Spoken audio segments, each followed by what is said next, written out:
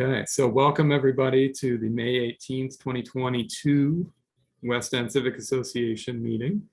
My name's Kyle. I'm the president of the association. So let's go on to Mary and a presentation about the river that forms boundary of our neighborhood in Asylum Hill and hidden in the woods, and many people don't know a whole lot about it. So we thought it might be a good opportunity to have Mary, who's spent a lot of time walking and thinking about and advocating for the river, to share more about it, so that we can all have a better sense of what it's all about. So go ahead, Mary, take it away.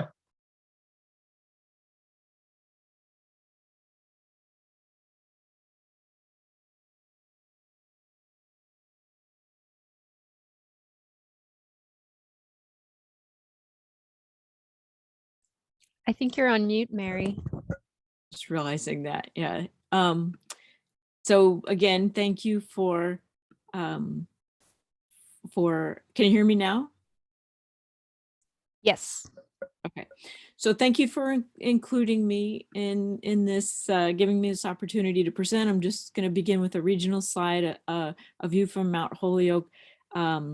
This is within the Connecticut River watershed, and it shows a kind of romantic view of nature in a way, but also the wilder sense of nature.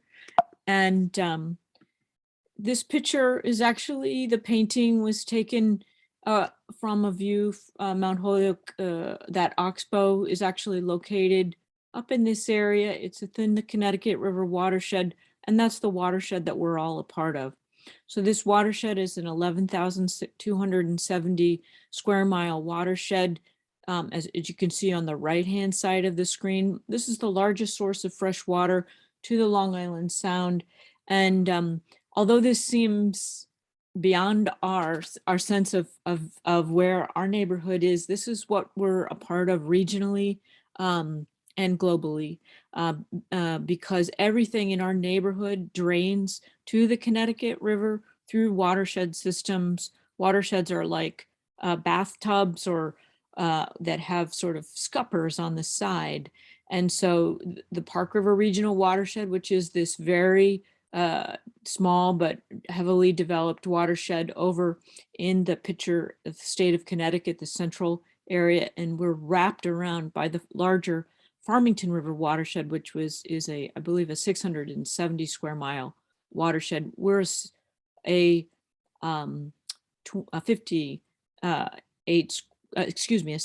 square mile watershed. And you can see by this image of the state of Connecticut that there's developed land and then there's forested land, and we live in a heavily developed watershed, and which is a relatively small part of the Connecticut River basin. Nevertheless, the name of the watershed is named after the first public park purchased by public funds in the country, and that's of course Bushnell Park, which was once Central Park for Hartford.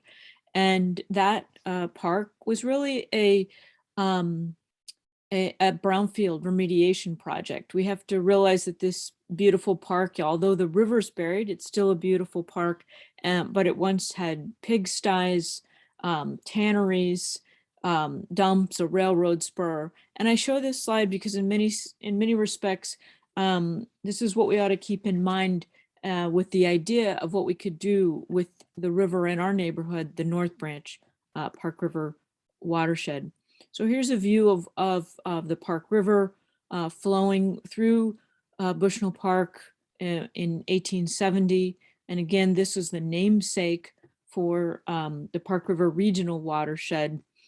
And that watershed, the rim of that watershed is the Metacomet Ridge.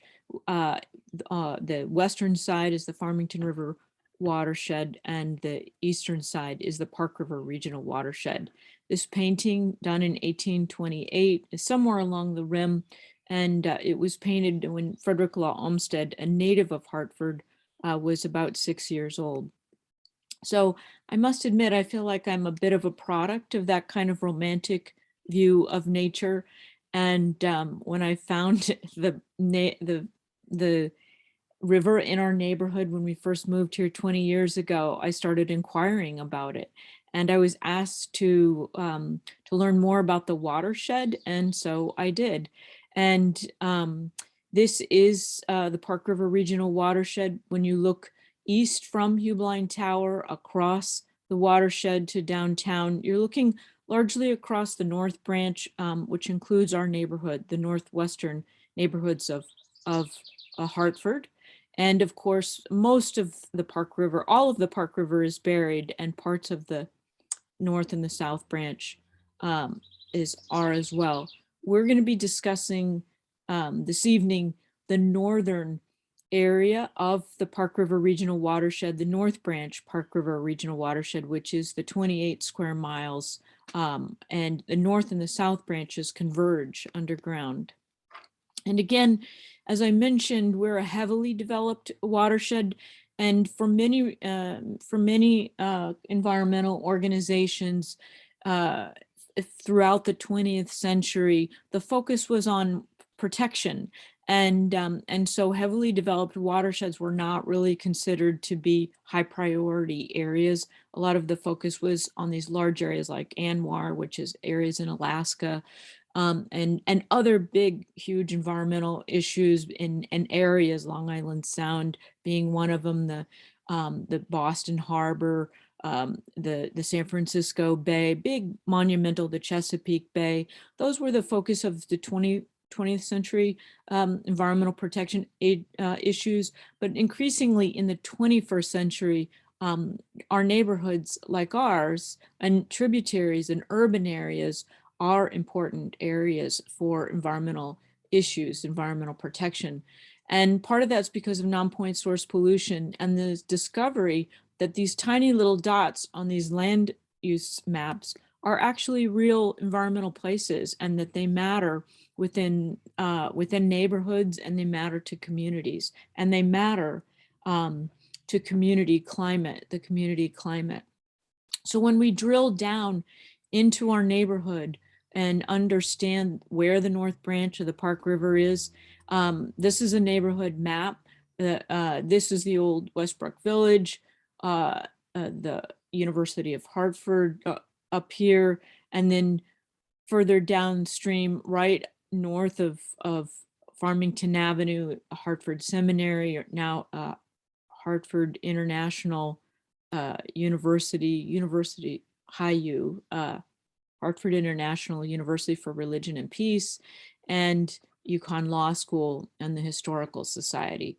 So this segment of the North Branch has plenty of concerns surrounding it, and it's been a bit of a challenge to sort of dissect how to intervene, how to request conservation and revitalization of the North Branch and the tributaries within the context of these greater environmental issues and watershed issues.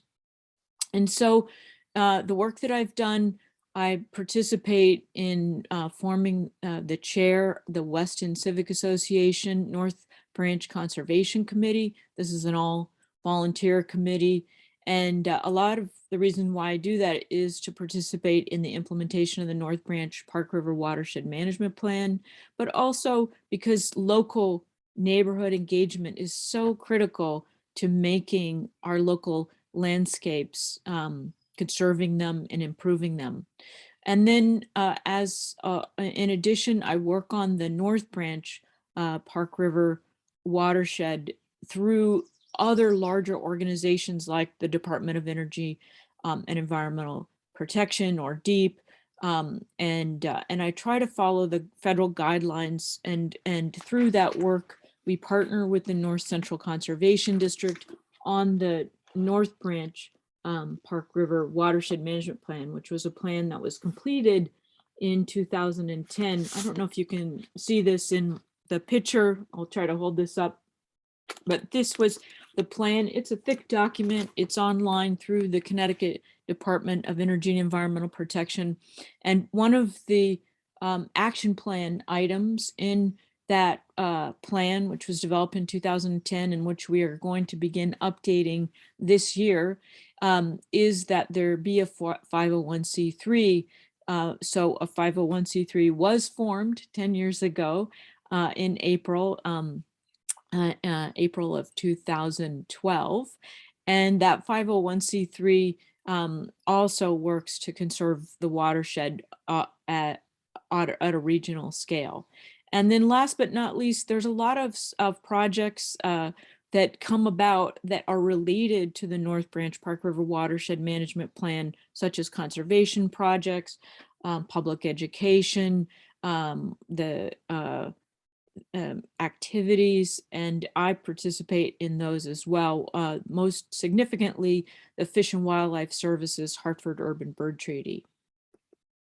So through the work of the North Branch Park River Watershed Management Plan, we researched the entire North Branch, the watershed. It's a 28 square mile watershed. 68% of that watershed is in Bloomfield. So you can see here in this little pie chart at the bottom, 68% of the drainage that comes through our neighborhood is coming from Bloomfield. 17% is coming from the West Hartford's northern neighborhoods. And even though only 11% of the North Branch Park River watershed is in the city of Hartford, it is actually receiving all of the land, all the drainage from these upper basins. So this is the main stem of the North Branch Park River watershed. And these are the sub watersheds above us, which includes Washbrook, Beeman's Brook, Philly Brook, and Tumblebrook. Actually, in this says Tumbledown, but it's actually Tumblebrook. So everything people do upstream of us, whether they're washing their cars, whether they're fertilizing their lawns, whether they're throwing trash, suspended solids, heavy metals, pesticides, nutrients back, all of that lands into our watershed. And increasingly, the development in upstream communities is causing flooding. There's always been a lot of flooding along the North Branch.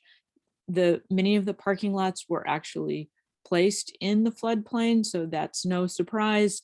But some of the flooding is becoming more problematic. And part of that is because the land, there's increased development in Bloomfield Town Center, and that is in this area. And the dry reservoirs that were created due to the floods in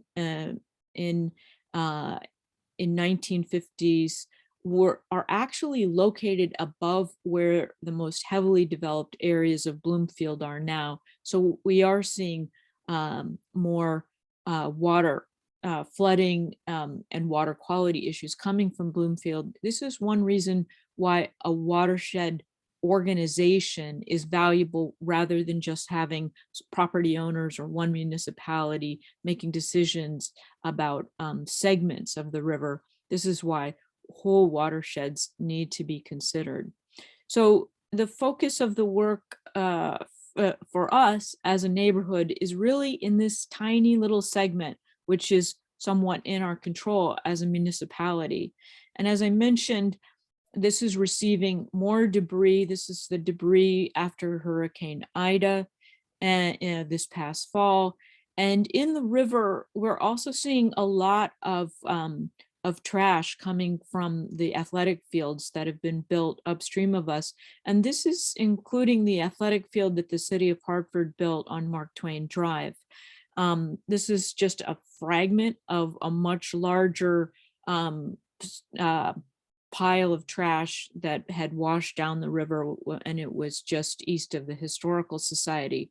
All of this trash will eventually, if it's not picked up by whoever, will wash into the conduit, wash into the Connecticut River, and be sent further down into the Long Island Sound. And then if no one picks it up, it will be on its way out to the oceans. So the North Branch of the Park River, not only is there trash in it, it's formally listed as an impaired river segment. It's not potable, it's not swimmable, it's not fishable. And that's because there's stormwater runoff, non-point source pollution, there's combined sewage overflows, there's channelization, which causes erosion, and then of course there's flooding as well. So these are just kind of some of the obvious problems, the erosion. Here's an one of many outfalls. This is not a combined sewage overflow outfall. This is just a stormwater outfall from drainage from areas such as, parking lots and so forth. So one of the most interesting things and positive things about the North Branch Park River Watershed Management Plan was, although we learned that, the obvious, when you dump stuff into rivers, it pollutes the rivers and it deteriorates water quality, we also learned that there were areas of the riparian corridor, which includes the steep slopes as well as the floodplains, where there's enough landscape that the water quality kind of improves itself. And this was somewhat of a revelation, because previously the sort of rule of thumb is the thinking that if you have to improve a watershed, you have to start from the top and conserve it all the way down, which would mean Hartford would be the last place where anything could be done about all the problems. But the reality of it is we can improve water quality in our neighborhood, but we have to, as a community, choose to do that. So this was interesting to me because along the way, I also had, I'm kind of, fascinated by the history of Hartford. And of course, many people had told me that the North Branch is called the Hog River, the South Branch is called the Hog River.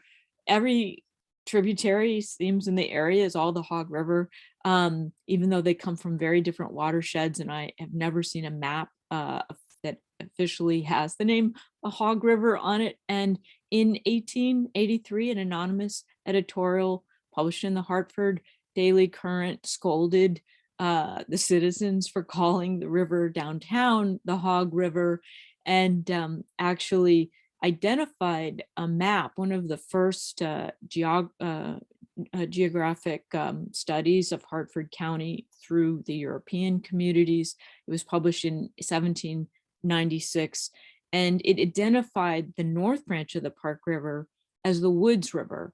So I went and found that map, and sure enough, here it is. This is the map, and this is the Woods River, which does kind of explain why so many streets in the area are Woodland, Woodland Terrace, Woodside Circle. Interestingly enough, the North River is actually now referred to as Trout Brook. So in this land, I'd like to just acknowledge that all of this land was once inhabited by indigenous peoples, the Pokanoks, the Wagunks, the Secogs, and the Tunxist. So here again, we see this situation about how dramatically landscapes can change depending on the values of the people who inhabit them. So it's really our choice moving forward, our community's choice. Do we want a park river or a hog river? And on this side of the screen, the right side of the screen, or actually it's the left side of the screen, this is an image from the University of Hartford, the pedestrian bridge going over the floodplain.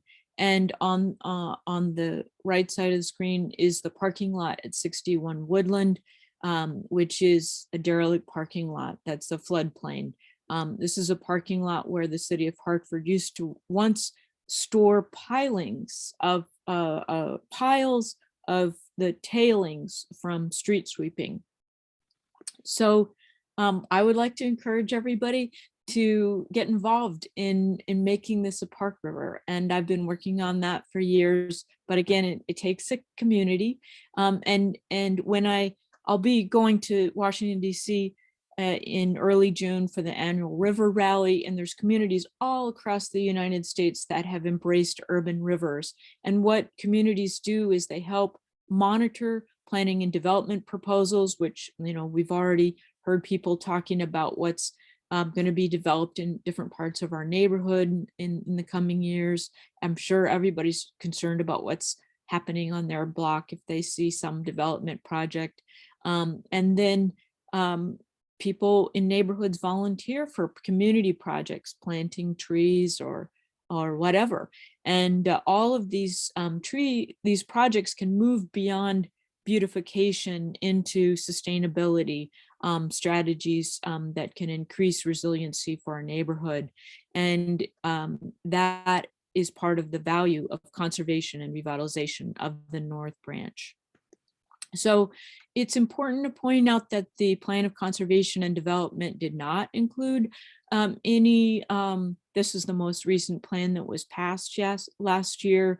It didn't really recognize the North Branch as a specific area, as a transformative project. But I would like to propose to our neighborhood, as well as the Asylum Hill neighborhood, the Upper Albany neighborhood, and the Bloom Hills neighborhood, that the North Branch of the Park River can be a transformative project for our community, for our for now and for future generations. And so to ask municipal leaders to protect these last landscapes, there actually was a resolution that's been introduced this evening. I'll talk about that later in this presentation. But for now, let's think about what we could do for the North Branch Park River. And that is, here's an image, it's collaged, the North Branch. So here's the labels on the left side of the screen.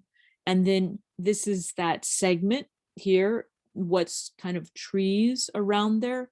And it's roughly to scale of Central Park in New York that's collaged onto the screen, and the Muddy River in Back Bay, Boston. So this is Back Bay, and here's the Muddy River, the Fens, and it stretches up to Jamaica Pond, to the Arnold Arboretum, and to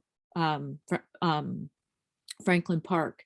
And I would like to propose that since Frederick Law Olmsted walked along the North Branch of the Park River, and he wrote a letter to Charles Pond in 1871, recommending strategies for laying out the streets that would protect the North Branch and its beautiful characteristics, that we think about how he designed the Muddy River in Boston, using it as a way to connect larger landscapes like Jamaica Pond, like the Arnold Arboretum, like Franklin Park, like the Fens and Back Bay, that were really different parks in different neighborhoods, but they're strung together by this river segment, which was restored in order to improve its water quality and the sanitation. It was Olmsted got the commission to work on the Muddy River in order to improve sanitation. He received it from the Sanitation Commission in Boston.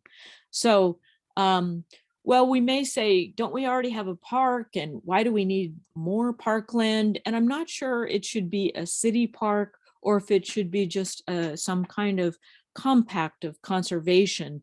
Right now, we do have a great city park. It's the Elizabeth Park. But as we look at Elizabeth Park, we can see that the forests along the North Branch are much more robust than the forests along Elizabeth Park. And that is why, in addition to water quality, we as a neighborhood, as a community, really as a nation, need to be doing something to reduce the climate and biodiversity crisis. And it's the North Branch that will be doing the hard work of providing oxygen and cleaning water and cooling our neighborhoods more so than Elizabeth Park. And that's because of its forests.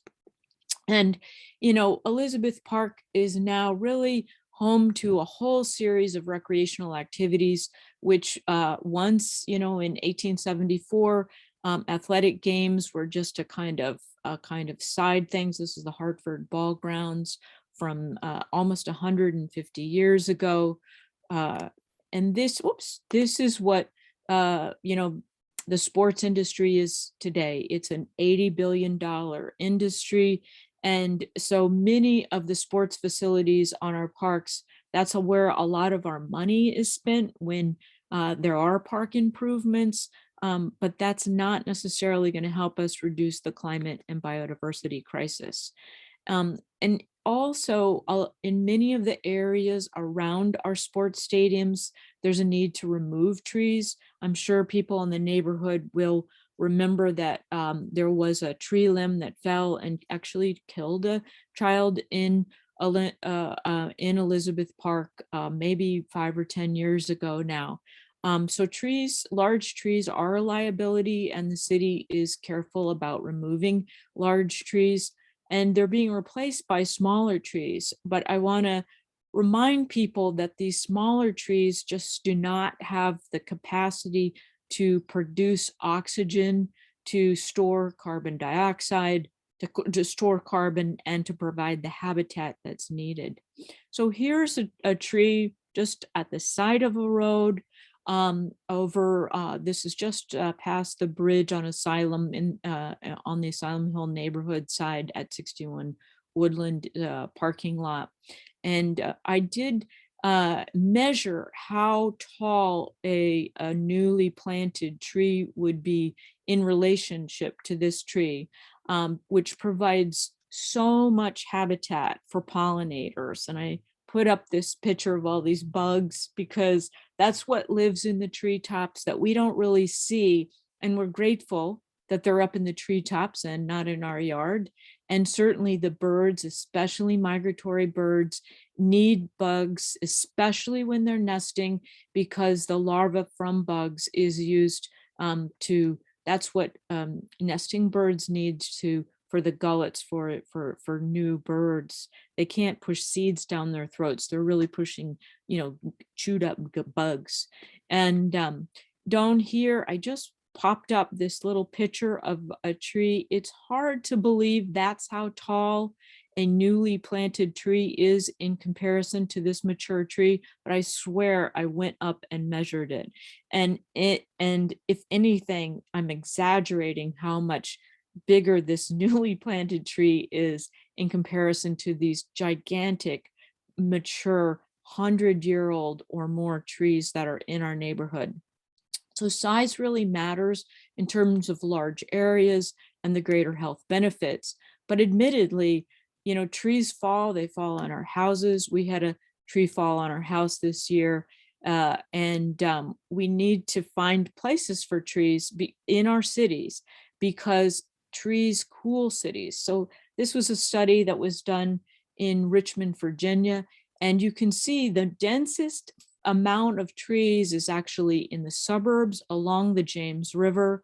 And this study showed how few trees there were in redlined areas of Richmond, Virginia. It was published by the New York Times. There's been similar studies of Los Angeles that was published in National Geographic last year, and other cities, that redlined neighborhoods have fewer trees. The good work of Jack Hale has certainly demonstrated this in Hartford. And what's the problem with higher temperatures in redlined neighborhoods is it causes a whole array of health hazards as well. And those health hazards are heat exhaustion, rashes, nausea, heat stroke. And, the red line neighborhoods of Hartford were really divided in our neighborhood along the North Branch of the Park River. So our neighborhoods were considered the West End was considered as still desirable, but neighborhoods to the east of us were labeled as definitely declining or hazardous. And the disinvestment from these neighborhoods has left them without as much nature, and they subject to these health hazards. And those that development can be seen here, but you can also see this as a heat map. And the heat map, in general, these are the urban heat island profiles. And I was very familiar with this profile because before I got moved to Hartford, I worked on green roofs and I'm very familiar with the origins of green roofs was to reduce urban heat island profiles, especially in Chicago and Atlanta and Houston. And notice how the heat island profile drops significantly right over the park, over the this sort of park. And that actually has been borne out by recent research in New York City, where they're showing that the lowest temperatures are within Central Park, and it's the clusters of trees that matter the most.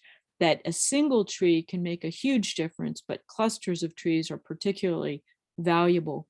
So I want to just highlight how these are surface temperatures that we took last year with Dr. Susan Messino from Trinity College Park Watershed. I worked with her and some students on a public health collaborative, a public humanities collaborative, and we did surface temperatures of the areas around Trinity College.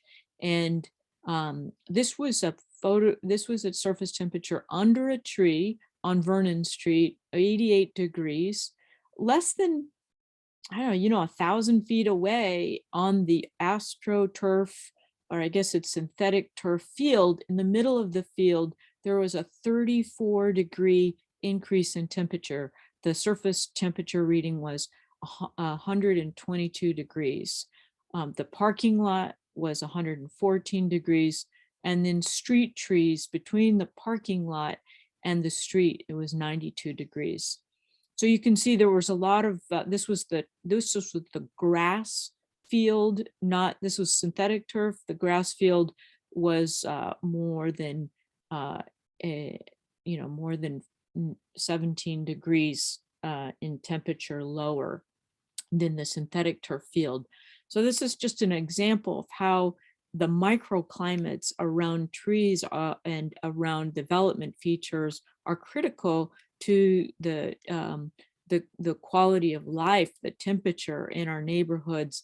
And this is going to be especially significant as temperatures rise due to the accelerating temperatures due to the climate crisis, the climate and bio crisis. And you can see these are 5 different global average temperature data sets that were kind of layered together, so you could see how the temperature is climbing over time. And of course, 2020, although most of us were focused on the pandemic, it was the hottest year on record. There were fires throughout the former Soviet Union or Russia, and these increased temperatures causing drought, extraordinary wildfires. I'm from the West, and I was shocked by the fires that happened during Christmas time on south of Boulder, north of Denver during December. There's fires now going on in Texas and New Mexico, and this is just springtime. So whereas the Northeast is more concerned with the hurricanes, what's happening in the West is shocking, especially the drop in the drinking water reservoirs at Lake Mead, which provides so much water to the Southwest. So locally though, along the North Branch, what we're seeing is habitat fragmentation, polluted water, heat stress. Those are things we can do something about. Here we are, the population is rising, but when we build in green infrastructure into our city neighborhoods, we create green open space, green jobs, we increase real estate values, we mitigate the climate change, we improve urban quality. There's a whole host of benefits, and we can do this. We can build nature into the city. And what's great about this year being the celebration of the 200th anniversary of the birth of Frederick Law Olmsted is that Olmsted and his generation did it as well. And he came from Hartford. This is a picture of New York City up near the cloisters. And by building nature back into the city, we build it for future generations. And so that's what I'm asking our neighborhood and others to do to to reach out to our elected officials and to support. There is, again, a municipal resolution that was introduced by Councilman Gale this evening.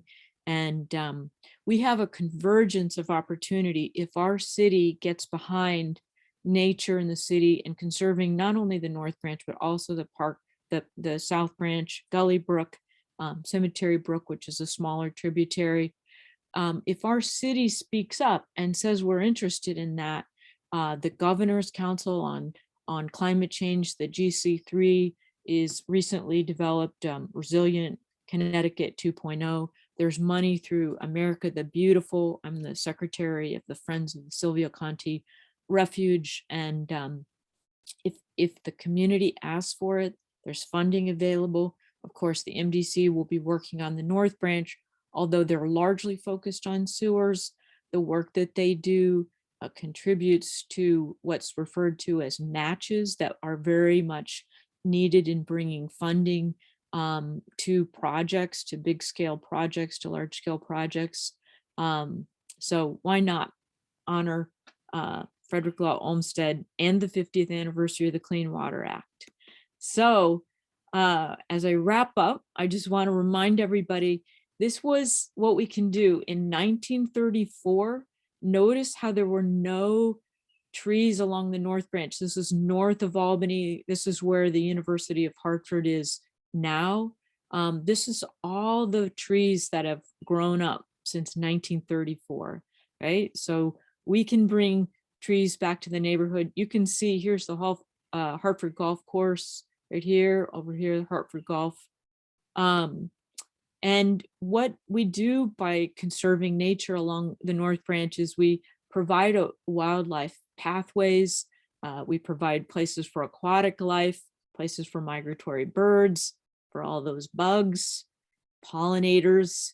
I shouldn't call them bugs. And birds like to pollinators.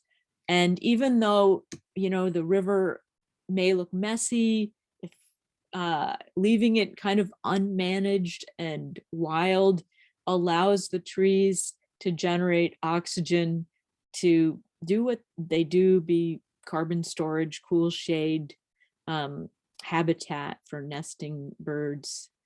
The larger riparian corridors, you can see the floodplain, the more we can give back to the edges of the river, the more work they can do for the environment around us, for our quality of life, for the air we breathe and the water. And when we leave the rivers alone, a tree can fall down and it can just decay into the soils and provide habitat for bugs.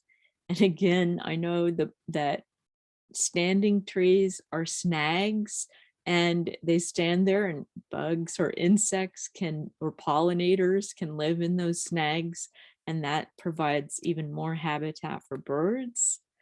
And all of that work is all of the tree is doing so much work for us. Supposedly trees reduce traffic speeds as well. But there's a long list. Most importantly, I think, is they generate oxygen and they mitigate the urban heat islands. But of course, they also provide habitat that we love to see. And so again, here's that picture of the North Branch in relationship to Olmsted parks of the past, Central Park and the Muddy River Back Bay with its necklace of other parks it strings together.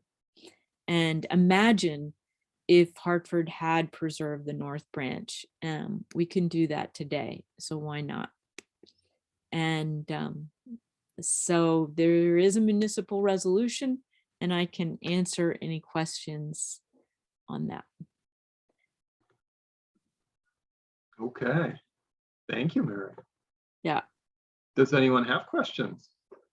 I hope that was helpful and not too long. I learned some things, that's for sure.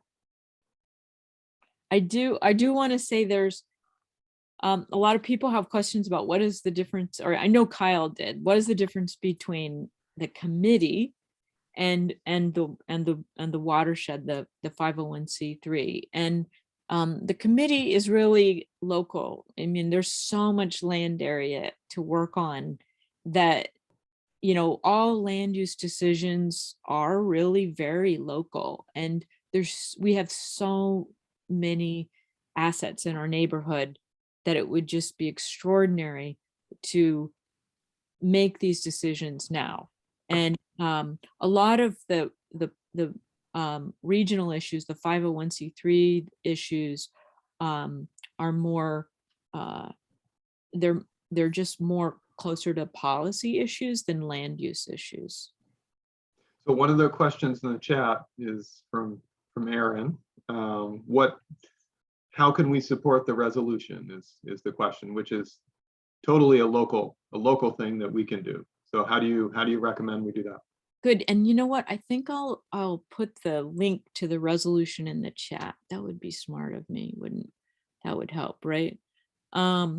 How can you, well, the best thing to do is reach out to elected officials. And I think It looks first, like Evelyn's put it in the chat for you, so you don't even have to worry about it. oh, good. Oh, good. Super. So, yeah, so it was introduced by John Gale and Marilyn Rossetti. And that Charmaine Craig, who has helped, and Adam Murphy have helped with this. Those are their aides. And now we need to get other council members to vote for it, as well as the mayor. We need to make sure that the language, people need to read the language, and there will be edits to the language. The resolution has a bunch of whereases, and then it has a bunch of this is what we'll do. And it would be nice if the city would assign some funding for this. I mean, I have to admit, yeah, hasn't been a lot of funding for things, and everybody, we can do a lot as volunteers, but there's no doubt that funding helps. And I think the other thing, though, is so we could ask the city to do that, making sure the city continues to work with all the neighborhoods, because I do think that a successful conservation and revitalization of the North Branch is a block by block effort, right? I think each, and having spent a lot of time on the North Branch, each street, Asylum to Albany, Farmington to the South Branch, over the Conduit, there's a whole set of issues. Asylum to Farmington, a whole set of issues, both sides of the neighborhoods. Everybody needs to have their input and go experience that, because many people they look at it and they think they know what it's like, but they're often not familiar with the ground truth conditions in each location. So speaking of that, a question from Joe in the chat is, what ways are there for people to access the river, and should they access the river, or should we be leaving it alone so that we're not disturbing the habitats? So, I'm noticing that Joe Lindhart, I'm not sure that's your same question, is asking about, having a bicycle trail. So a bicycle trail along the river has been a big issue. And, I'd like to point out that Trout Brook is a channelized river, right? So one of the extraordinary things about the North Branch that is not channelized, right? And this is one of the reasons why there's some parts of it that are so beautiful. And the parts, especially the parts that have been conserved and not turned into parking lots. But the channelized rivers are, because they've been channelized, that means the bicycle trails can ride up on these raised, the raised areas of the channel, right? And and they are out of the floodplain, right? Because it's been channelized, right? And the city, by the way, the town of West Hartford actually has to maintain those channels. So they're constantly cutting the channels, and that's a huge amount of money. And there's some questions because sometimes they'll use chemicals, and there's a lot of knotweed because they just cut. I could go on and on about knotweed along the South Branch. But yeah, I think one of the things that's really lost on people is how wild the North Branch is and how extraordinarily lucky we are to have a wild segment of a stream segment. But that also means it's not really a place to build things. And if we had a bicycle trail along the North Branch, you wouldn't be able to have, ice cream shops and I don't know, playscapes and bicycle shops, along it, because that would be in the floodplain. So I think I have to say, I think it would be better if we would build more nature in the city around a bicycle trail that wasn't in the floodplain. And that is such a controversial topic, but I feel like some of it's actually two beautiful opportunities to improve the city in two very beautiful ways. But unfortunately, people want to combine them together, and I'm not quite sure why that always has to keep coming up. But I actually Good. think, if I may say, I think that the Heartline that has been proposed is a much more efficient pathway for a bicycle trail. The Heartline is been proposed along the old Griffin line, along Homestead Avenue, where there's a lot of abandoned properties that's out of the floodplain, and it could link to community development and increase it, going through neighborhoods, have playscapes, dog parks, public amenities, shops along it. And you could actually build a bosque of trees. You could rebuild landscapes into those areas that need landscapes around this kind of development with a new bicycle, a pathway that's out of the floodplain. Okay, Joe said, but what about small unimproved walking trails? I think I love having walking trails. So yeah, and I have to say, there's times I don't go back there because there's poison ivy back there. And, I think there's times, but there's people go all the time. But I think the most important thing is to try to understand that there really is a need to have a wild, to allow some wildness. And now here's Jonas. I'm very interested in working on the river as a Boy Scout project. Oh, good. He's with the Classical Magnet School. I'm going to put my email in the chat for Jonas and for other people. Does that make sense? For people because we are looking for people to be involved in the Weston Civic Association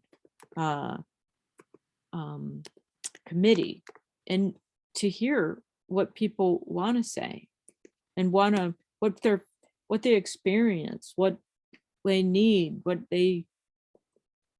there's a lot of bobcat. We need photos. We love photos of bobcat. Okay, great. Why don't we take that as the final comment? And so if you could put your email in the chat, just make sure it's labeled. Okay, there it popped up for me. It's labeled to everybody, not just to Jonas. Okay, so there's Mary's email, maryp@parkwatershed.org. Yes, we definitely want people interested in the river participating in whatever activities are appropriate to directly impacted or indirectly through lobbying our politicians for programs and funding and that sort of thing. Actually, can I add one more thing? Sorry, but You may.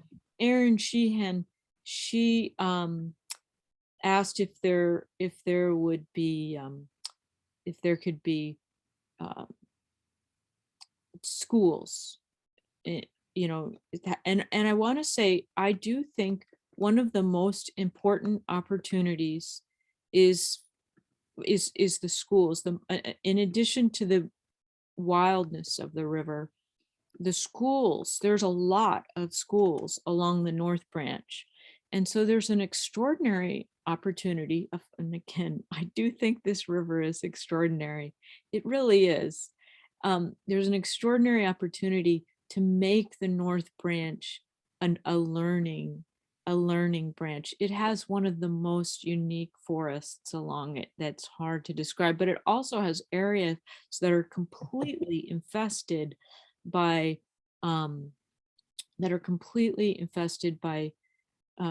invasive species. So there's lots of learning.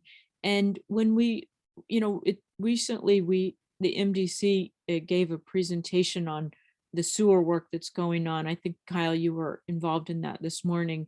And having participated in 10 years of the MDC's Citizens Advisory Committee to the Long-Term Control Plan, I was struck by how evolved the work of the long-term control plan of the MDC has been. It's really has evolved over the past 10 years.